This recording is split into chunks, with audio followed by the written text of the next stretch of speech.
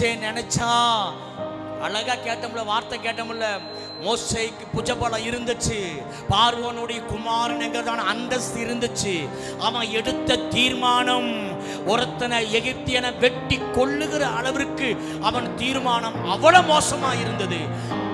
ஆனால் முச்செடியை எப்ப பார்த்தானோ, தேவ சமூகத்தின் ஆழத்தை எப்பொழுது உணர்ந்தானோ, அப்பொழுது தேவனுடைய சமூகத்தை உறுதியாய் பற்றி கொண்டான்.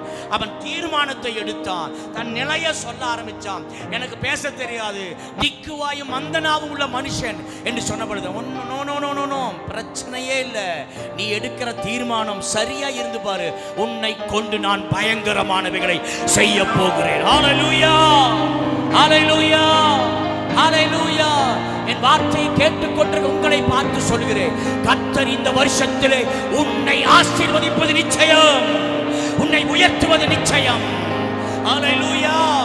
அதுக்கு நீ செய்ய வேண்டிய ஒரே ஒரு காரியம், நீ எடுக்கிற நல்ல தீர்மானத்தில் உறுதியா இருக்கும் பொழுது, எந்த சூழ்நிலையும் உம்முடைய அன்பை விட்டு எதுவும் என்னை பிரிக்க கூடாது ஆண்டவரே என்று எடுக்கிற தீர்மானங்கள்